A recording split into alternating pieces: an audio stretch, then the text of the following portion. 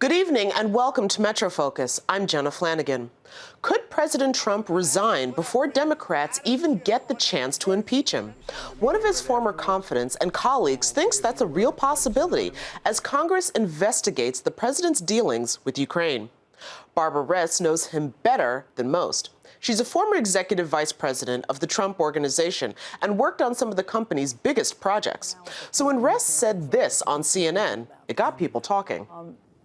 It would be very, very, very bad for him to be impeached. I don't know that he'd be found guilty, but I don't think he wants to be impeached. I think that's what this panic is about. And my gut tells me he'll leave office, he'll resign, or make some kind of a deal even, depending on what comes out.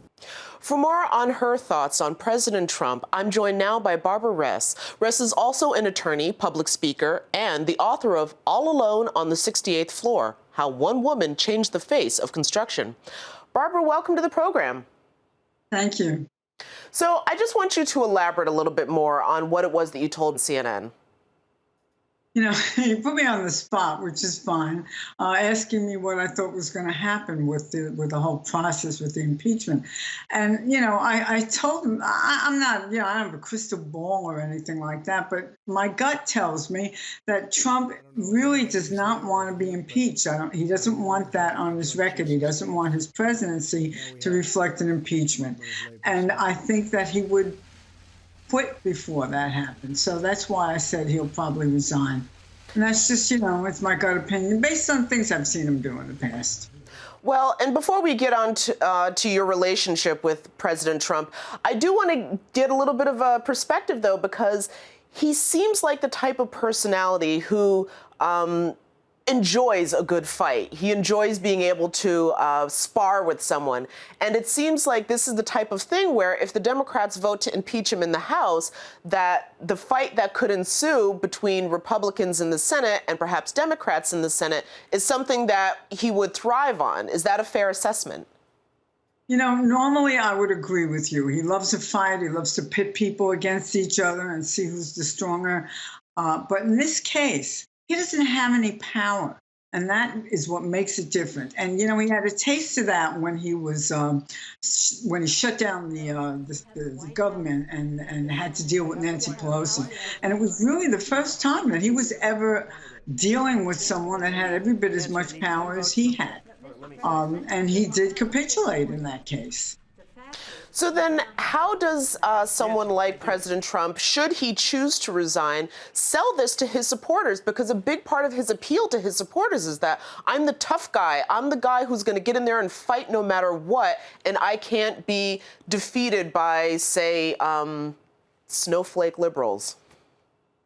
Well, you know, what do his supporters do for him if he resigns? Does he really need to sell them anything? It's, you know, he can tell them go to hell. He doesn't need them if he's resigning. He needs his financial interests and his backers and, you know, Turkey and other countries that give him the opportunity to build Trump towers in on their space. So I don't think that would be a big deal for him, to be honest with you. As far as making it up, you know, putting perspective on it. Oh, there's a million things he could do. And he'll come up, you know, truth does not enter this. So he could say that he's saving the country because people are arguing too much. He could say he's saving the Republican Party. You know, it's certainly, no matter what he did, it would never be, this was my fault. It would be, this is what I'm doing for America. Well, it's interesting that you mention this was my fault, because he's also comes across as someone who is not fond of or perhaps rarely ever apologizes. And yet you, working with him as a colleague, were one of the few people who actually got an apology out of then businessman, now President Donald Trump. Yeah, that happened.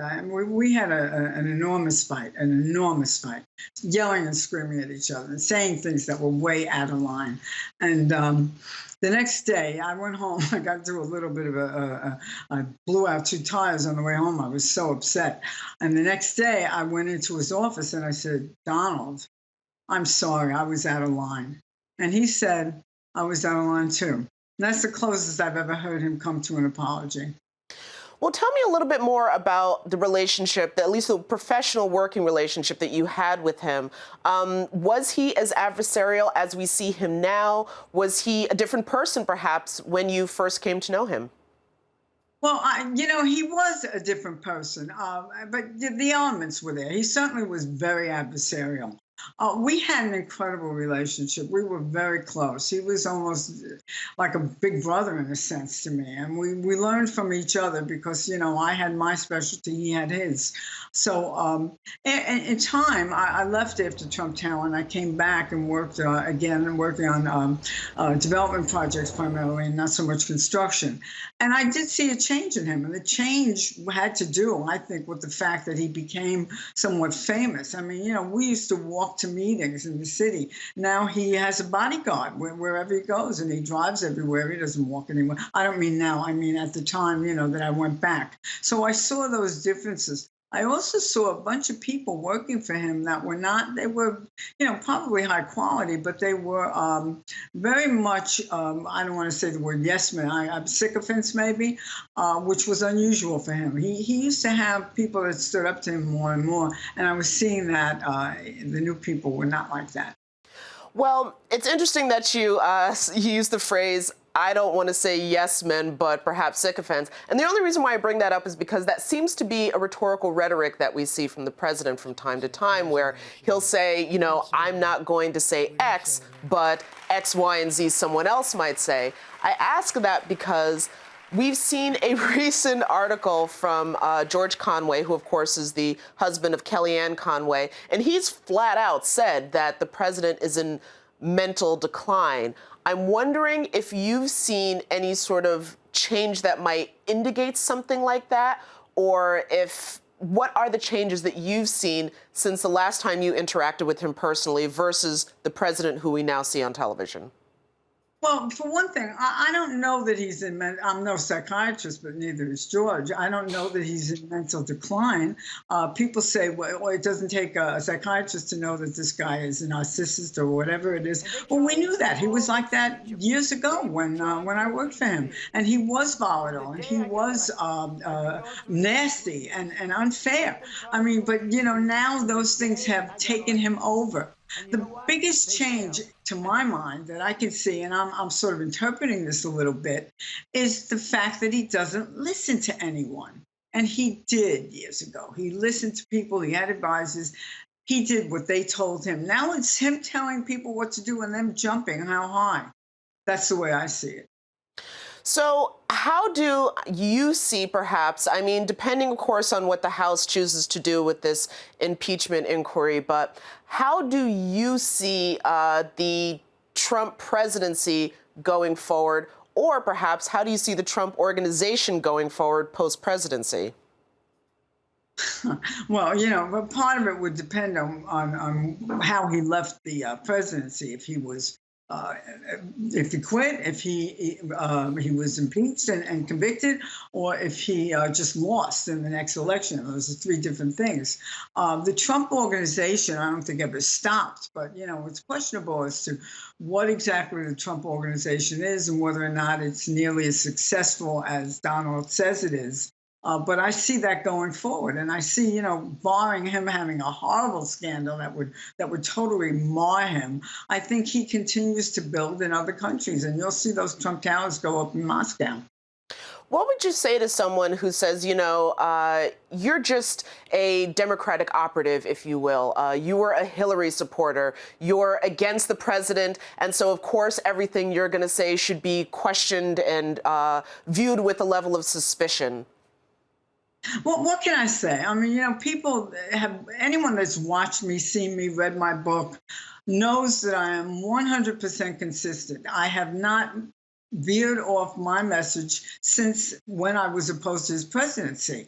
I've gotten a little harder on him. I was very soft on him. And the more I think about him and the more I see what he's doing, I'm a little bit not soft pedaling like I might have been in the beginning.